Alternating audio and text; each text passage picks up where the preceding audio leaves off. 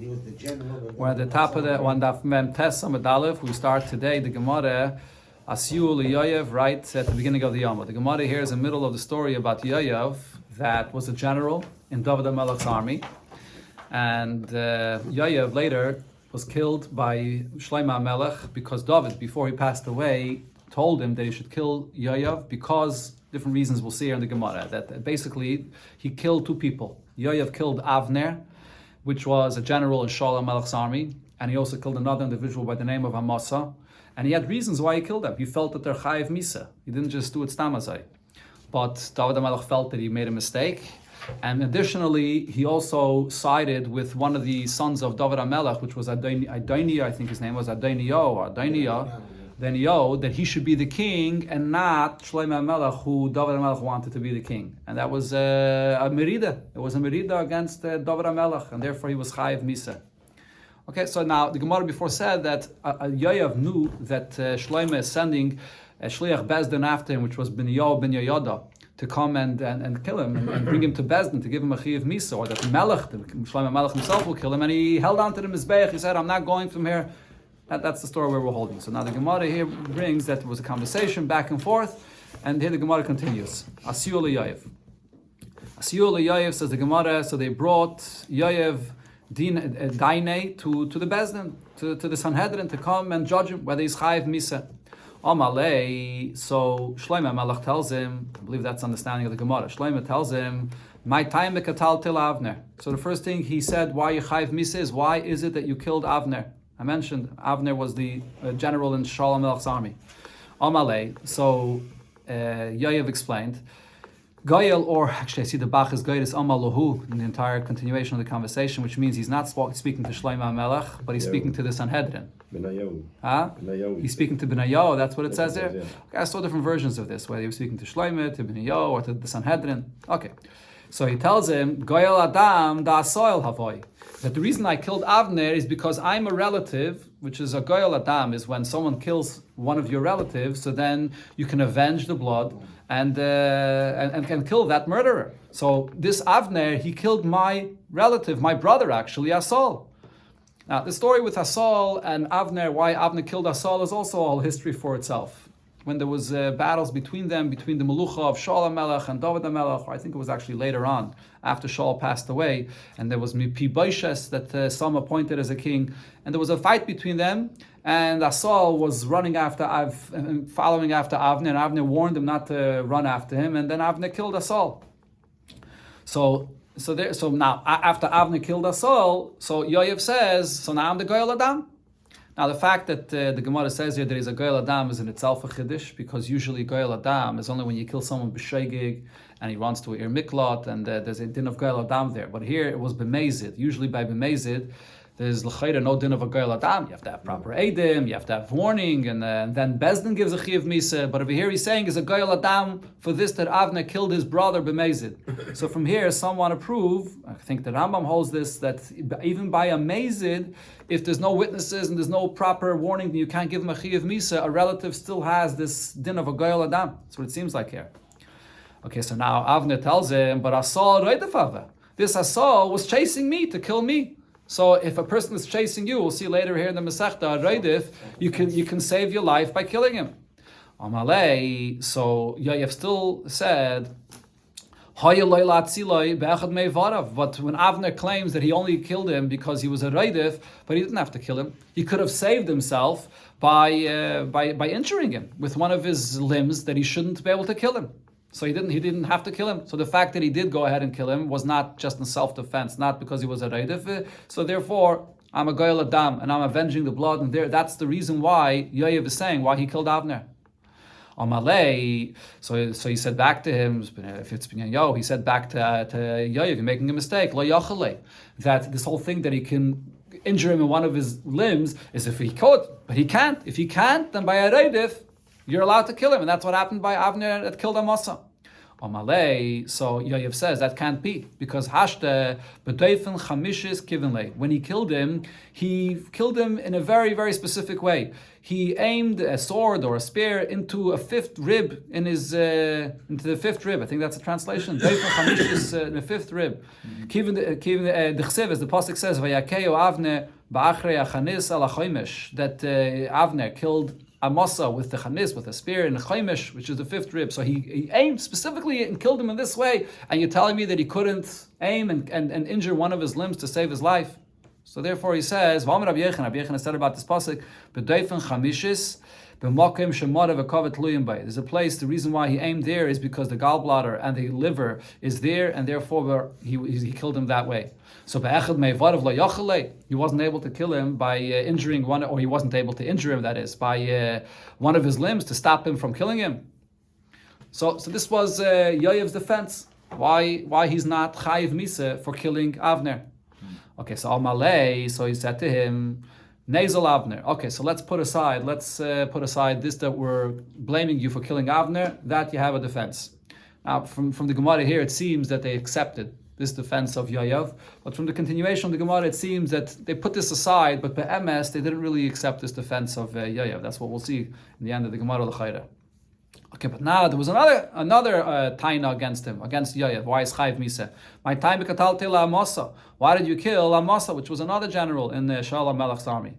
Amalei, so he said, Amasa moired b'malchusav, because this Amasa, he rebelled against David HaMelech. Where do we see this? Because the Chsiv, it says in the pasuk, "Vayema Melech LaMasa." David HaMelech says to Amasa, "Hazek li es ish Yehuda shloishis yamim v'gaymer." This was after David HaMelech was trying to establish his kingdom, and there were those that were rebelling against him. And there was an individual, I think his name was Sheva ben Bichri, that was rebelling against David HaMelech, and many, or if not even most of the Yidden were following him. So David HaMelech says to Amasa that at that point was together with David HaMelech that he should go and bring Ish Yehuda that should help him fight off the rebellion of this Sheva ben Bichri. And said, Vayelech Amasa la'azik es Yehuda. So he went to call Yehuda and the Yidden there to come and help David HaMelech to fight this Sheva ben Bichri, and Vayecher v'gaymer. And he delayed. He didn't call him right away, as David HaMelech said. So why did he delay this? So the pasuk there says that he delayed this. The lashon of the pasuk there is he told him to go call him at a specific time. And this was a very pressing matter. There was a rebellion against David HaMelech, and he's sending Amasa to go to arrange that they should come, that they should be able to fight off this rebellion. And he delayed this. So therefore, Yoav says this Amasa didn't listen to David HaMelech. He was a moired b'malchus, and that's why I killed him. Yoav encountered him, and he killed him. Amalei, so they told Yoav, you're making a mistake. He was not a moired b'malchus. Why not? Amasa achen v'rakin darash.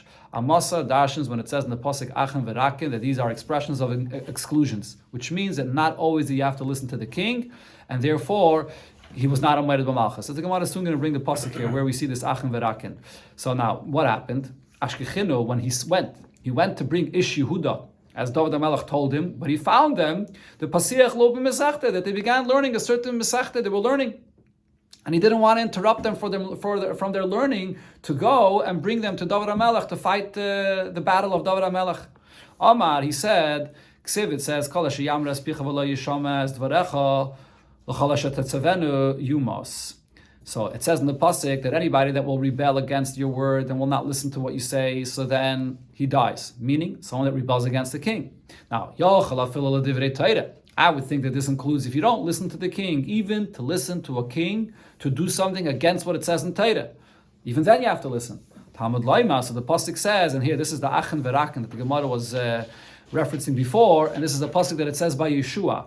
And it says Rak Chazak Ve'emot. So the beginning of that pasuk it says, this is the pasuk that the Gemara is quoting here. The beginning of the pasuk is what we just read. Kol asher yamra espicha, that anybody that will not listen to you, so then will die. But then it says in the pasuk, Rak Chazak Ve'emot. That's the conclusion of the pasuk. What's this Rak here? Rak is an exclusion.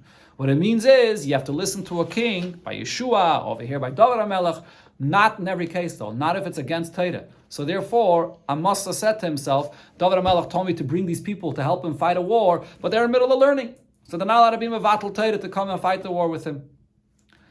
Okay, so therefore, this was the reason why Amasa was really not a moired b'malchus. So if he was not a moired b'malchus, so Yoav should have not killed Amasa, and this is why Yoav was chayiv misa.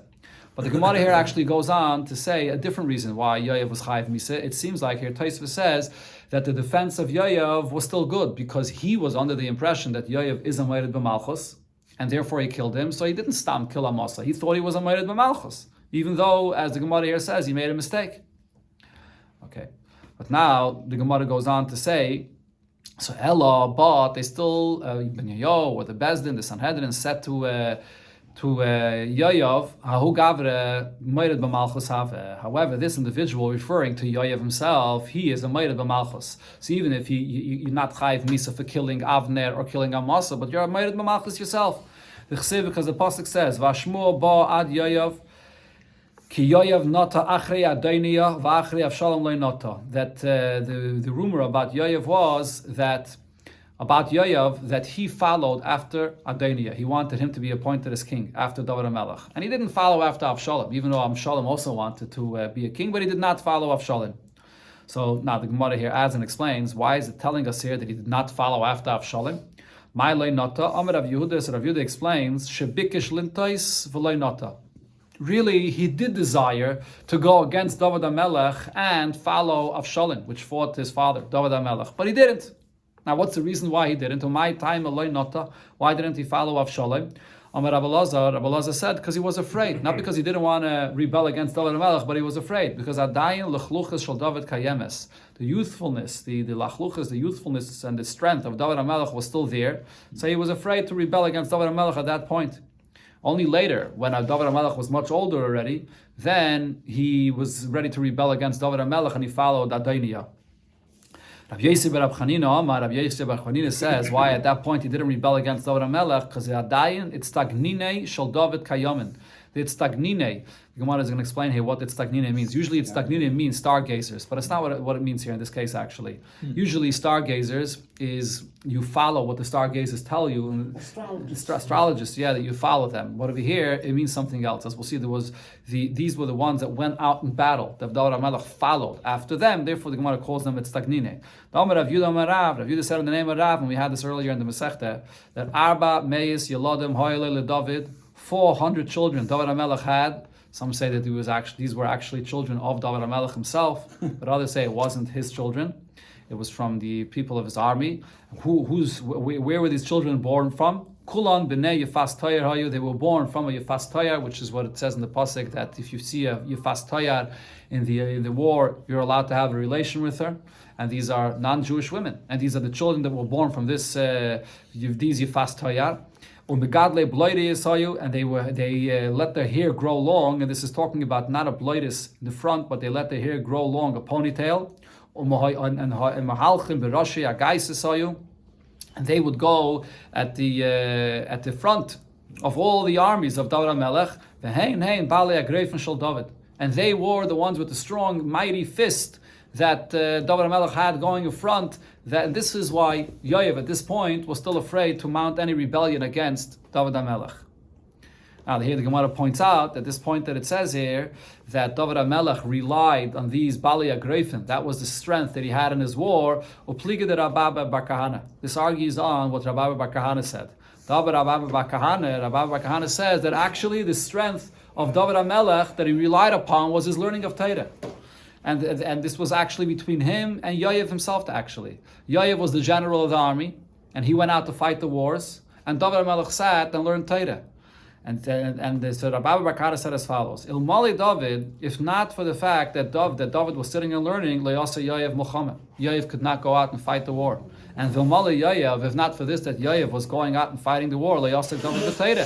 David could not sit and learn Torah. As the pasuk says, "Vayihi David Daisa Mishpud Utztaka L'chol Amay." David HaMelech is doing justice and righteousness for his people. He's learning and he's judging people. And V'Yayev ben Tzruya al Atzava, and Yayev ben Tzruya is the general in the army.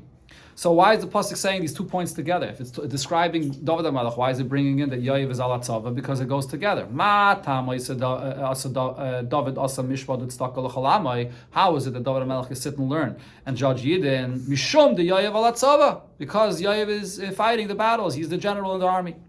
And what's the reason that Yoav is able to be the general in the army and fight? What's his chus to be victorious in his battles? Because David HaMelech is doing mishvat and tzedakah for all the people. So the pshat in this Gemara is, the Rebbe spoke about this Gemara a number of times. The pshat in the Gemara over here is not only the fact that the chus of David HaMelech stood by Yoav when he went out to fight the wars, but it's even more than that. It's Yoav himself that enabled that learning of David HaMelech. So it's because that he's enabling the learning, so it's actually Yoav's own schus. When he's going out to fight the battles, he could be victorious because his fighting is enabling the learning of David HaMelech. That's the connection here that the Gemara means. All right, so okay, the Rebbe quoted this Kama v'Kama Pama. This is very relevant for the Matzav in Eretz Yisrael also, where there are those that fight and there are those that learn, and they're both. It's a partnership. It goes together. Okay. So this is the Indian here that according to this opinion, according to Rabba Bar Kahane, David HaMelech did not rely on his Bali Yagroifim. Rather, it was his learning of Torah that gave the schus for Yoav to be able to be victorious in his battles. Now, Vayetze, the pasuk goes on to say, when you get to Yoav, okay, now just to conclude the Indian here. So the point that it's saying over here is that originally Yoav did not rebel against David HaMelech. He was the general in his army. But then later on, when David HaMelech already was very old and he was already weaker, so then he went and joined Adoniah, which was against David HaMelech, and therefore he was a Moed B'Malchus. And the end was that they judged Yoav that he's chayiv misa, and he was killed. He was killed by Shlomo HaMelech, by the Sanhedrin. Yeah. The 400 children or the women themselves? No, the 400 children, the children of the Yifas Chayir. Yeah. So okay, the Gemara. He raised them to be warriors, no? Yeah. Vayetze Yoav, the Gemara goes on now to describe when Yoav killed Avner, as we brought before, that was the first thing against Yoav, that he killed Avner. So here it brings the pasuk where it says what happened. Vayetze Yoav me'im David, vayishlach malachim achrei Avner. Yoav came out from David. I believe at that time David was in Hebron, and he sent after Avner. Vayeshivu oisai, they brought back Avner mi Bair Hasira, from Bair Hasira. So this Bair Hasira, is this a place? What is this Bair Hasira? So the Gemara Darshans, Bair Hasira actually tells us, my Bair Hasira, what is this Bair Hasira? This will tell us the real reason of why the Eibishter allowed that this should happen, that Avner should be killed. Because he really deserved it for another reason. Amar Abba Bar Kahane says, Bair Visira Garmalel Avner Sheyaharig. It's because of two stories. One with Bair, which means a well, water, and Asira, Sira means a thorn. This is what caused Avner that he should be killed. What are these two stories of Bair and Sira? So Rashi brings that this goes back to the time period when when Avner was still a general in Shaul HaMelech's army. And as we know the story in Shmuel, that Shaul was chasing after David HaMelech and he tried to kill David HaMelech. So there were two incidents that happened that David HaMelech proved to Shaul that he was able to kill him, but he still didn't. One was when they were in a place, I think it was called Midbar Zifim, and there Shaul HaMelech was with his army, and the Eibishter brought a tremendous deep sleep on Shaul and his generals, and they were all sleeping, and David HaMelech was able to come up right to him and took a flask of water away. And then Shaul HaMelech went far away on a mountain, and he showed that, look, I took your flask that was lying under your head and I didn't kill you. And Shaul HaMelech said, you're right, I see that you didn't want to kill me, you took my flask. But then at that time, Avner spoke up and says to Shaul HaMelech, it doesn't prove anything. It doesn't prove that David HaMelech took it and he didn't want to kill you. It could be that someone in the army went and took it and gave it to him. It doesn't prove anything. That was one incident. So he prevented this. This could have been a time that it could have been peace between Shaul and David HaMelech. Avner prevented that. And there was the other story, the famous story with David HaMelech when he was in a cave hiding from David, hiding from Shaul, that is. And this cave, the Eibishter made a spider web on it, and David HaMelech thought that Shaul HaMelech, that is, thought that there was no one inside. And Shaul HaMelech went inside there himself to relieve himself. And David HaMelech was there and he could have killed him. Instead, David HaMelech cut off a piece of his garment, a piece of his coat, and later he showed Shaul HaMelech, look, I have this piece of your garment. And again, Avner spoke up and then said, it's not a raya, it doesn't mean he could have killed you. It could be that your coat got stuck into some sira, which is a kites, a thorn, and that's how he got it, and he was hiding there and he took it, and that doesn't mean that it doesn't mean anything. And he again prevented the peace between David and Shaul. So because of this, Avner deserved to die, and that's why the Eibishter orchestrated all of this, that Yoav killed Avner. That's what it means here, Bair Visira, these two stories. Now how did he kill him? How did Yoav kill Avner? Vayateo Yoav al toich hashar L'daber itoi bashali. He brought Yoav close to him in the gates, and he spoke to him bashali. So the Gemara is going to explain what this pasuk means. How exactly did he succeed in killing him? Avner was a very great, mighty general himself. So Rabbi Yechanan said, Shadonai din Sanhedrin. So first of all, he brought him and he had a discussion with him. He judged him like a Sanhedrin is judging him. Amalei, he said to him, and this is similar to the discussion that we had before, my time katalti la Asoil. He asked him, why did you kill my brother Asoil? So he answered him, Avner answered, Yoav, Asol reidefaya. Your brother Asol was chasing after me to kill me. So hareidef, I'm allowed to kill him. So Yoav asks Avner, you should have injured him with one of his limbs. So Avner answers, Lo yachilile. It wasn't possible for me to kill him in one of his limbs. So Yoav says to Avner, Hashta b'deifn chamishis kavantale. You were able to aim exactly in a fifth rib and kill him. You can't aim to injure him with one of his limbs. That's the conversation he had with him. And now it says, L'daber itoi bashali. What does bashali mean? Omer Rav Yudah Marav al iskei sheloi. He spoke to him about iskei sheloi. Or some great is shal. What does this mean? So Rashi's pshat in the Gemara is, he led the conversation to talk about the mitzvah of chalitza. Right, the mitzvah of chalitza is when a person dies without children, and now the brother could either marry the wife or do chalitza. Chalitza is when this brother wears a shoe, and the wife has to remove the shoe and then spit and say that he didn't want to marry me. So Yoav led the conversation to this, and the Mefarshim explained how he managed to lead the conversation to this. But he led the conversation to this, and he asks Avner, what happens if this woman her hands are amputated, and she can't take off the shoe of this man that has to? What do you do then? So could you do chalitza in such a case? So Avner said, yeah, you can still do chalitza. So how do you do chalitza though? She can't take off the shoe. She doesn't have a hand. So Avner says, I'll show you how it can be done. You could do it with your teeth. And he was bending down to demonstrate to Yoav how it can be done with the teeth. That's what Yoav wanted. He led him to this in order that he should bend down, and then he had the opportunity to be able to kill him. And it says, "Vayakei Sham al Chaimesh." He killed him there al Chaimesh. Amar Rav Yechanan b'daifen chamishis makim shemara kveda v'kavet loyim bay. He killed him in the daifen chamishis, the place where the gallbladder and the liver are there. That's the story of how Yoav killed Avner. Okay, now the Gemara here says that this is going back to Yoav himself, that Shlomo Melech said that Yoav himself is chayiv miseh, v'heishiv Hashem es domei al roshei, that his blood is on his head, asher paga b'shnei anoshim tzadikim v'toivim mimenu, because he killed two people that are tzadikim and are toivim that are better than him.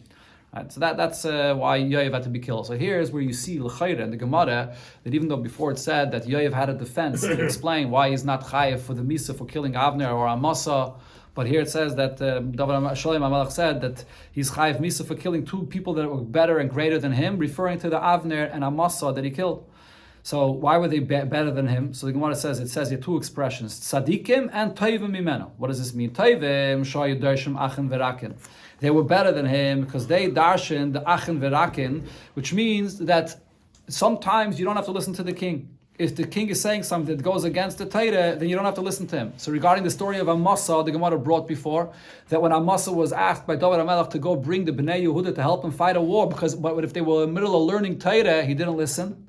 And the story of Avner is by Shaul HaMelech. Shaul HaMelech asked Avner to kill out the city of Noiv Ir HaKayanim because they gave David HaMelech a place to hide by them. So Shaul HaMelech considered it to be that they are rebelling against him. And Avner did not listen. Avner did not listen to Shaul HaMelech to kill the Noiv, the city of the Kayanim. So they were greater than Yoav because they darshan this Achen V'Rakin to know that you have to follow what it says in the Torah, not always listen to what the king says. That's where they were toivim mimenu. And v'hulei darash, Yoav himself did not darshan this. Right, Yoav himself, where we see that Yoav didn't darshan this, Rashi here brings the story about Uriah HaChitti, that Uriah was married to Bathsheba, and Yoav was the one that David HaMelech told him that he should see to it that when this Uriah is going to be in battle, that he should be exposed in a way that is going to be killed in battle, in the front lines, and he'll be killed. And Yoav followed what David HaMelech told him, even though this was against Torah and he wasn't supposed to do this. There's a discussion about this in the Gemara and Shabbos, exactly what's behind this. But Akopanim, over here in this case, he did listen to David HaMelech, even though he should have darshan the Achen V'Rakin. So in that sense, Avner and Amasa are greater than him. The thing was that if you went out to battle, you were divorced. Right. And Kaitis get So he already was divorced. Correct. Yeah. And then also tzaddikim, it says there that they're greater tzaddikim than you. What's this additional emphasis? She'ein bepeh. They heard directly, verbally from the king to do something, and they still didn't listen because it was against Torah. And v'lo yasu. And v'hubi geres, by the case of Yoav, he only got a letter from David HaMelech to do this, to have Uriah Hitti to be killed, and v'asa, and he did follow. So therefore, the Avner and Amasa, the pasuk here is saying, were tzaddikim v'toivim from him. Okay, now when he killed Amasa, it says Amasa lenishma b'cherev asher b'yad Yoav. Amasa was not careful with the sword that Yoav had when he came to kill him. Why wasn't he careful? He didn't see the sword that he had. He saw Amarav Shalech Hashadai, because they were friends actually. He trusted him, and he came to him with a sword, and he didn't even suspect that he's coming to kill him. Okay, now the Gemara goes on here to bring about Yoav. After it tells us all about Yoav and how Yoav was killed, it actually concludes with telling us about the greatness of Yoav. We're talking here about great people. This is on levels that it's hard to understand exactly all these stories, but it concludes over here with the greatness of Yoav. It says in the pasuk, after Yoav was killed, Vayikva bebeisa b'midbar, he was buried in his house in a desert. What does this mean? Atu beisa midbar. His house is a desert. What does it mean? He's buried in his house, which is a desert. Amar Rav Yudah Amar Rav. So Rav Yudah says in the name of Rav, Kamidbar. It means that his house was like a desert. Ma midbar mufkar lakoil. Just like a desert is an open place for everyone. Av beiso shayayiv mufkar lakoil. His house was open for guests, for poor people, for everybody to come. That was Yoav's house. Dovar acher, another pshat. Kamidbar, that in his house is compared to a desert. Ma midbar, just like a desert. Menuka megezel varais. It's a place where there's no stealing and there's no immoral relationships. Av beisa shel Yoav minuka megezel varais. There was no stealing, there was no arayis there as well. And some Mefarshim say, even though he was the general in the army, and when you go out to fight in war, so gezel and arayis are things that are more common, more likely, but nevertheless, Yoav was pure 100%. And the Gemara concludes with another pasuk in a different place where it speaks about how Yoav fed the poor people. Yoav gave life, he gave food for all the people of the city. What did he give them? At time, that even munini v'tzachanasa, these are kinds of little fish, tasty little fish, that he also shared with them. Chiddush of this over here is, in the Lashon of Rashi, it's mashma, that he didn't only give them the basic foods that they needed. He shared with them delicacies as well. He made sure that the poor people should have everything they want. That was who Yoav was. So Yoav was a great general, and he fought for David HaMelech, and he had great schusim, and he also had this great schus of having an open home like this. Hadran Allah, Nigmar Adin. We shall return to you. We're continuing. We shall. Oh, that's that chelik is done. Oh, okay. We shall return to you the sixth Perek of Perek Masechta Sanhedrin. Okay, so let's begin the seventh Perek. Yeah, he was very dedicated. He was the general in the army. He slipped. Okay, let's begin the seventh Perek. Dr. Heilige Mishnah, continuing, going back to the theme of the Mises Bezdin that we're talking about. Arba Mises Nimsru LeBezdin. There are four different ways of Chiyuv Misa that are given over to the Bezdin. Skila, stoning, Sreife, burning, Hereg, by a sword, and Chenek, strangulation. That's the order here. So it's being mentioned here in the order of severity, starting with Skila and concluding with Chenek. Rab Shimon says the order is different. Sreife, the burning, that's the most severe, then Skila, and Chenek and Hereg. Hereg is the least severe. Now, the Mishnah concludes, Zu mitzvahs haneskalin. What we learned in the previous Perek, all the details about Skila. And now, in the Mishnah is here, we're going to go on and learn about the details of how the mitzvah and the chiyuv of the other mitzvahs are fulfilled. Okay, so the Gemara begins with a statement that will relate to the order of what the Mishnah here mentions regarding the four mitzvahs.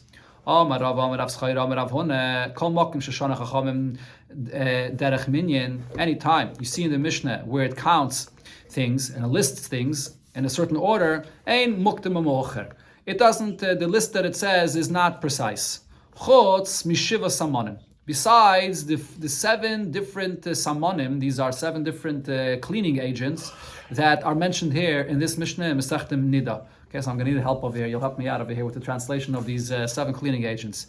Now, what is this Mishnah talking about? It's talking about a case where a woman has a stain of blood, and actually it's a red stain, and we're trying to figure out whether this is a stain of blood, and therefore she's a Nida, or it's a stain of something else which is not blood.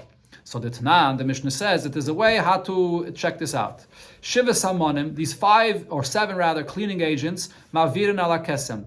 You have to put on this stain, and it has to be in the following order. First, it's Reik Tafel, the saliva that is in the morning, that it's not at all affected by any tasteless saliva before a person eats or anything.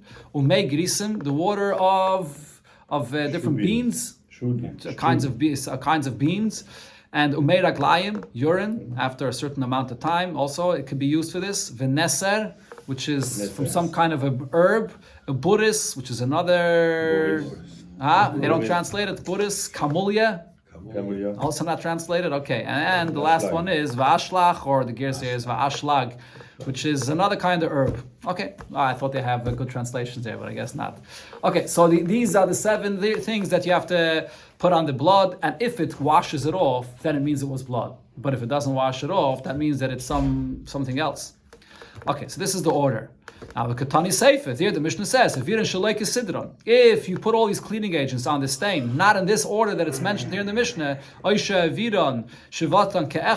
if you put all 7 cleaning agents at the same time, that's not gonna do anything. It doesn't prove anything. It has to be done exactly like this and in this order. Okay, so that's regarding that Mishnah in Nida. But otherwise, anytime a Tan of a Mishnah lists different things, the order that it's listed is not necessarily the order the way it is. However, Rav Papa, and this is not the usual Rav Papa in the Gemara, this is an older Rav Papa that was still in the times of Rav. He said, Af Arba Misais, that the 4 Misas as well, in our Mishnah, when it says the order, Skilis, Refa, Herek, Chenek, it's also a specific order in saying what's more severe to the less severe. How do you know this? Rav Shimon. As we see, Rav Shimon argues. Rav Shimon says that the order is different. So Shema Mino, Dafka Katani. So we see that this order counted and mentioned in the Mishnah is precise. Now the other opinion, Rav Schreir in the name of Rav Huna, why doesn't he consider our Mishnah to be an exact order? Why didn't he mention this? Says the Gemara beplukta like Kamairi. He's not talking about our Mishnah where there's an argument. Here, where there's an argument, obviously the order is precise. He's talking about other Mishnayos where there's no argument. Rav Papa adds, and this is the Rav Papa that's usually brought in Gemara, Af Seder Yuma, so too the order that's mentioned in Masechta Yuma, where it says the order of the Aveda of the Kohen Gadol is also a specific order. Tanan, the Mishnah says, all the Aveda that the Kohen Gadol does, that has to be in a specific order. If you do one Aveda before the other, you've done nothing, you have to do it over again. So that's another case that we see that it has to be dafka in the order that the Mishnah says there. Now ve'idach, again, there's a number over there? I don't know if it says a number, but it counts through the Avedis. It goes through the Avedis and the order. That's not dafka a number. In our Mishnah, there's also no number, but it goes through a seder of things. In our Mishnah, there is a number. Sorry. Yeah. Derech minyan. Okay, could be there is a number there. Lav dafka, I'm not sure. It counts things, and over there it is with a specific order. So now the other opinion, which means that Rav Huna, Rav Schreire, why didn't they include that this is also a case where it is a specific order? Hahu, in that case it's different. Chumre ba'alma. This is a unique chumre regarding Yom Kippur. What Gemara means to say is, usually when we're saying that there's something that has a specific order, what it's saying is that what comes first is more important, what comes second is less important. Like for example in our Mishnah, Skila is a more severe Misa, Sreifa less. That's the reason for the order. And on that, Rav Huna was saying that in other places you don't have this kind of seder of importance. Over here, B'negei to Yom Kippur, the reason why the Aveda was done in this order is not that you should say that this Aveda that comes first is more important, the Aveda that comes next is less important. Over there, the reason for the Seder is, the Chumrah of Yom Kippur is that the Torah wants it should be done in this exact order, not because of one being more important than the other.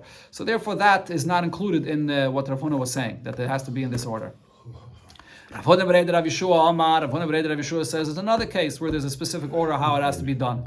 Af Seder Tamid, so too the Seder of the Aveda in the morning, the Beis Hamikdash, when they brought the carbon Tamid, which is described in the Mishnayos and Masechta Tamid, the Tani Allah says on this, Zehu Seder Tamid. This is the Seder of how the carbon Tamid has to be brought, and there's a certain Seder, how it's done. Now, the other opinion, why isn't this mentioned? He holds that over there, the Seder that the Mishnah describes and how the carbon Tamid is brought, it's a mitzvah to do it in that Seder that the Mishnah says. But even if it's not done in that Seder, it's still going to be okay. still going to be fine. That's why it doesn't mention this, that the Seder over there is dafke. Okay, now says the Gemara, Ula fuke mitzvahs chalitze. This that Rav Schreire said, that wherever it says the Seder in the Mishnayos, it's lav dafke, the Mishnah is lav dafke in that order, what is he coming to exclude? Another place where you have a Seder and it's lav dafke, it's coming to exclude what it's the Seder that it says how the mitzvah of chalitze is done. And the Mishnah says, mitzvahs chalitze, what's the order of how the mitzvah of chalitze is done? Bahu v'yivimtoi lifnei bezdin. So the man with the woman come in front of the bezdin. The bezdin then has to advise him the proper eitzah for him, which means should he marry this woman or should he not? If you see if does it make sense that he should marry her? Shenema, it says in the pasuk, they speak to him. That means that they advise him whether he should do yibum or chalitza. And then the Seder is v'hiya meres. She says me'ein yavami v'goymer, that my yavam does not want to marry me. And he responds and says lechafatzi lekachta, I don't want to marry her. This was all in Lashon Kodesh. And then v'nikshi yivimta elav, the yavam comes to him le'enes kain in front of the elders of the bezdin v'cholza na'aloi. So she removes his shoe, and then after that, v'yarka b'fanav, she spits in front of them, and she says that this is what is done to a man that does not want to marry his the yavama. She has to spit, a spit that the Bezdin should see this. And Vansav Amra, she says, this is what's done to the man that doesn't want to marry. And so this is the order that the Mishnah says. Rav Yehuda said, mitzvahs chalitza. The mitzvah of chalitza is kaira, that she says, kachi asalish, and then the kaira, and then he says, and then chiletzes. Then afterwards she removes the shoe, and then afterwards v'rekekes. And then she spits, and then the kaira, and then she says again, kachi asalish. Okay, so first she says men yavami, then he says lechavatzi lekachta, then you remove the shoe, then you spit, and then kachi asalish. So this order, the way it says in the Mishnah here. The question was asked on this. Rav Yehuda, what is he saying? What was the chiddush that he was saying that this is the order? This is exactly the order that the Mishnah says. And says the Gemara, the chiddush of Rav Yehuda actually was that mitzvah hachi. The main emphasis of the word of Rav Yehuda is that he's saying that this is the mitzvah. But v'yapech les lamba. But if the order was switched around, then it doesn't matter. It doesn't have to be exactly this order. As the Gemara brings there in the Braisa, Tanya Nami Yachi, it says in the Braisa, Ben shehiktem chalitza l'rekike, whether the shoe was removed before she spit, or rekike l'chalitza, or she spit before she removed the shoe, masha asa asi. What's done is done, so the order is lav dafke. This was the case that Rav Schreire was excluding and saying that in this case the order is lav dafke. And in another case as well, lav fuke, where else do we see that the order that's mentioned in the Mishnah is lav dafke? From this that it says in the Mishnah regarding the kohen, or the kohen gadol, that dresses his garments. So the Mishnah says, this is also in Yuma, kohen gadol mishamish v'shmeina kelim. Kohen gadol serves in the Beis HaMikdash with 8 garments. V'hed yid bar ba, and the head yid serves with 4 of the garments. So what's the order of the Mishnah that counts the garments? B'ksaynes, first the ksaynes, which was actually tunic, which was a long shirt that goes all the way down to the floor actually. And then michnasayim, the pants, b'mitznefes, a hat, va'avnit, a gartel. Those are the 4 of the kohen. Ma'isaf alein kohen gadol, then the kohen gadol has additional 4, the chayshem, the ephod, and the il, the tzitz. So now what's the order that it says here? It starts with the ksaynes. But with Tanya in the Braisa we learned, how do we know that the pants is what the kohen dresses with first? That's what he wears on his flesh before he puts on any other garment. Shenema, the pasuk says, that the michnasayim is the pants that he wears directly on his body.